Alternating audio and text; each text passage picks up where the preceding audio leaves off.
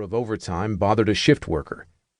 His unease came from the knowledge that his employers were disgruntled, not from the nature of the task he'd been instructed to carry out. The Mi-28 touched down in a potholed dirt road a couple of miles away from the ocean. The pilot shut off the twin turboshaft engines and the rotors powered down. Their mechanical roar faded into sheer quiet. Sergei wrapped a gloved hand around the release lever to his cockpit's exit door. "Wait here," he said. "I know," the pilot said quietly. Sergei pushed the door open and swung out of the cockpit, slotting the toe of his boot into one of the footholds fixed into the exterior. He shut the door behind him and dropped to the dirt, landing like a cat on the soft earth. They had touched down in the residential sector of the fishing village, a spacious grid of twisting dirt trails home to traditional cottages with sloping roofs and orderly yards. The residential dwellings were a little more modern than the archaic rural villages that dotted the peninsula further inland.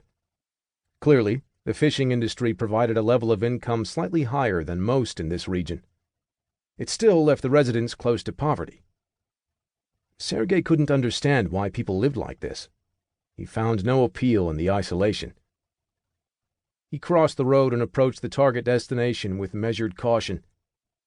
The cottage had already been secured, but one could never be too careful. It was a large building, likely one of the most spacious dwellings in the village, rectangular in shape and made of logs.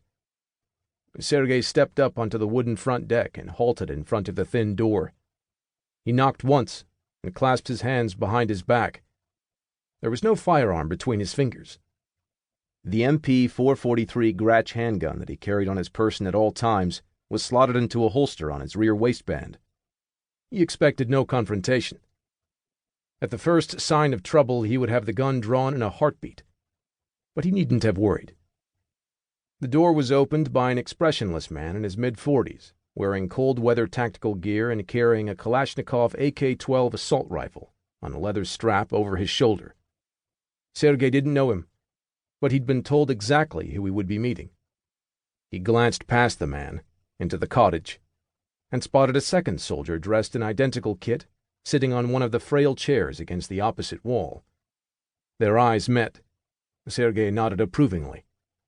2 men was what he had been expecting. 2 men was what he saw.